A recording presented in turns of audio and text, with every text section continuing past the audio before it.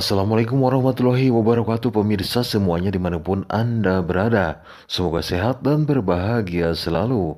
Alhamdulillah kita masih diberi kesempatan untuk bisa berjumpa kembali di channel YouTube Mandiri AK3 masih dengan tema yang sama yaitu cara melakukan budidaya ayam kampung dengan modal minim. Hai sahabat pembudidaya ayam kampung dimanapun Anda berada, tidak terasa ya saya fokus di ayam kampung ternyata sudah 10 bulan jalan.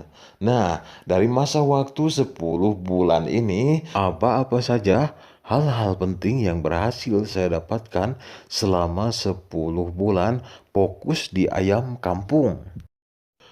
Hal-hal penting yang berhasil saya rangkum ini sangat menarik sekali untuk disimak dan bisa jadi sebagai patokan atau ilmu dasar ketika teman-teman semuanya ingin mengawali melakukan budidaya ayam kampung dengan modal minim. Namun, sebelum saya menyampaikan hal penting itu, saya ingin menjelaskan dulu apa tujuan saya melakukan budidaya ayam kampung. Tujuan saya melakukan budidaya ayam kampung yaitu saya ingin mempunyai penghasilan sampingan untuk bekal sekolah anak saya. Kemudian tujuan utama lainnya yaitu saya ingin membangun sebuah usaha sampingan dari berbudidaya ayam kampung dengan modal minim, namun harus bisa hingga mendatangkan penghasilan. Bukan hanya bisa mendatangkan penghasilan, tapi usaha ini harus bisa menjadi satu usaha yang dapat menutupi beban ekonomi keluarga saya. Amin ya robbal alamin.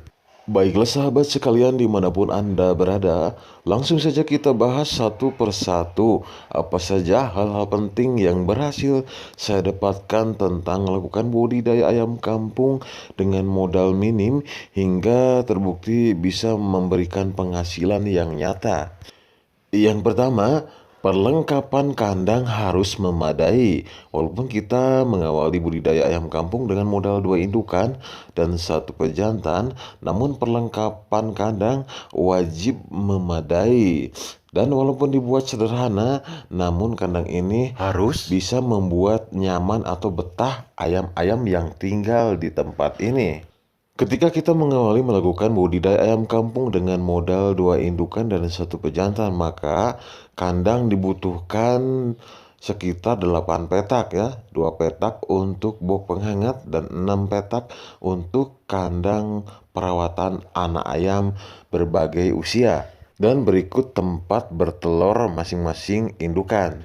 Kedua, segera pisahkan anak-anak ayam ketika baru ditetaskan oleh induknya. Dengan demikian, induknya akan memberikan keturunan setiap 45 hari sekali secara rutin terus-menerus. Ketiga, ketika kita mengawali melakukan budidaya ayam kampung dengan modal 2 indukan dan 1 pejantan, maka di usia 45 hari kita akan baru mendapatkan 1 keturunan dari salah satu induk ayam. Keempat, jualah keturunan pertama ini di bulan ke-6. Namun jangan lupa pisahkan 2 atau 3 ekor untuk calon indukan generasi berikutnya.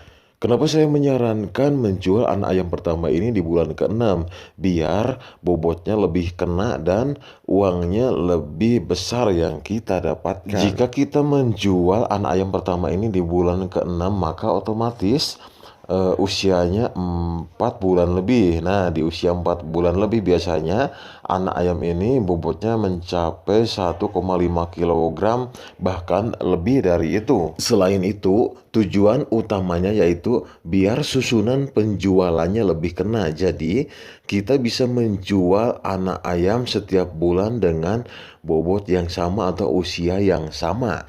Kelima, ketika kita mengawali budidaya ayam kampung diawali dengan 2 indukan dan 1 pejantan, maka puncak populasi anak ayam akan kita rasakan di bulan ke-6.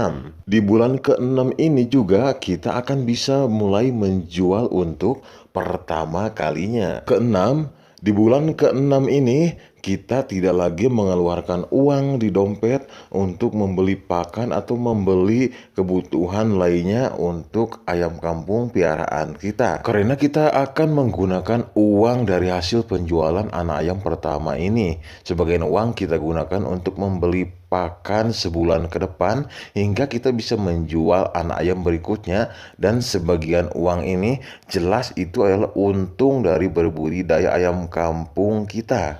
Ketujuh, mulai di bulan ke-6 kita akan bisa rutin menjual kurang lebih 10 ekor per bulan dengan syarat induk ayam dan pejantan yang kita piara dapat dikategorikan sebagai bibit pilihan yang bagus untuk dibudidayakan. Bobotnya memadai dan mampu bertelur di atas 12 butir per siklus. Kedelapan, telaten dan perhatian agar dewasa yang sedang kita rawat dan besarkan bisa hidup minimal hingga 80% per siklus. Kesembilan, pakan yang diberikan harus mampu mencukupi nutrisi-nutrisi yang dibutuhkan oleh piaraan ayam kampung kita, dewasa maupun ayam dewasa. Kesepuluh, saya selalu menambahkan kunyit dan bawang putih yang diaduk ke pakan yang akan kita berikan ke ayam kita 1 hari sekali. Maka dari itu ayam saya tetap tumbuh dengan sehat walaupun saat ini sedang diguyur hujan ya, musim hujan sudah hampir 3 bulan berlalu. Tiap hari hujan, namun ayam-ayam yang saya piara di sini tetap sehat dan tidak ada satupun yang sakit pilek maupun sakit lainnya. Ke-11, di bulan ke-10 target 3 ekor menjadi 100 ekor baru tercapai dengan angka kematian sekitar 10% saja. Ke-12, di bulan ke-10 kita sudah mempunyai indukan sekitar 10 ekor. Berikut 2 indukan pertama. Jika setiap kali kita menjual, kita sisakan 2 ekor betina untuk calon indukan generasi berikutnya. Ke-13, nah ini dia yang ditunggu-tunggu dan paling banyak ditanyakan oleh para netizen, yaitu berapa keuntungan dari beternak ayam kampung? Mungkin pernyataan yang saya sampaikan di sini bisa sedikit memberikan jawabannya. Jadi, ketika saya mulai miara 2 indukan dan 1 pejantan, maka di bulan ke-6 saya baru bisa mulai menjual anak ayamnya. Alhamdulillah, target jual 10 ekor per bulan dengan bobot yang saya sebutkan sebelumnya sudah tercapai hingga bulan ke-10. Bahkan melihat data anak ayam yang sedang saya rawat saat ini, target jual 10 ekor per bulan itu akan tercapai hingga bulan ke-14. Sangat luar biasa sekali. Dan ini adalah jawaban untuk netizen yang bertanya berapa keuntungan dari beternak ayam. Dari miara 2 indukan, saya mampu menjual 10 ekor per bulan dengan bobot keseluruhan 15 kg. Dan alhamdulillah, dari 4 kali penjualan, saya mendapatkan harga Rp40.000 per kilogramnya. Jadi, setiap menjual 10 ekor, saya mendapatkan uang Rp600.000. Nah, dari Rp600.000 ini, Rp300.000 kita gunakan untuk pakan sebulan ke depan hingga kita bisa menjual anak ayam berikutnya. Nah, yang 300 itu jelas keuntungan kita. Karena ini cuma usaha sampingan, jadi biaya sehari-hari untuk rokok dan kopinya kita ambil dari usaha utama kita. Maka anggap saja keuntungan 300.000 ini bersih per bulan yang dihasilkan cuma dari miara 2 indukan dan 1 pejantan. Jarwo, harga jual ayam itu tidak tetap di angka 40.000. Jika harga sedang murah, itu cuma 30.000 per kilo. Jangan hitung di saat panisnya saja kamu, Jarwo. Jangan marah dulu Mbah, walaupun kita menjual di saat harga murah yaitu 30.000 per kilogramnya, kita masih punya keuntungan sekitar Rp150.000 per bulannya. Jadi kesimpulannya, miara 2 indukan dan 1 pejantan, kita akan mendapatkan keuntungan kurang lebih 150 hingga 300.000 rupiah per bulannya dimulai di bulan ke-6. Nah, jadi jika Anda ingin mempunyai penghasilan sekitar 750.000 hingga 1,5 juta per bulan dari berbudidaya ayam kampung, maka dibutuhkan sekitar 10 indukan dan 2 pejantan ayam kampung yang kita pelihara. Namun ingat, ada 4 faktor pendukung utama yang akan mempermudah rencana budidaya ayam kampung Anda sehingga bisa berjalan sesuai dengan rencana yang diharapkan. 1.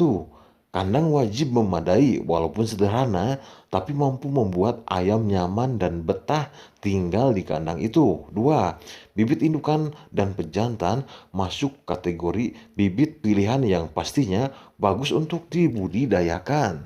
3. Telaten dan perhatian di saat merawat TOC dan membesarkannya. 4. Berilah pakan sederhana namun mampu mencukupi kebutuhan nutrisi ayam-ayam peliharaan kita.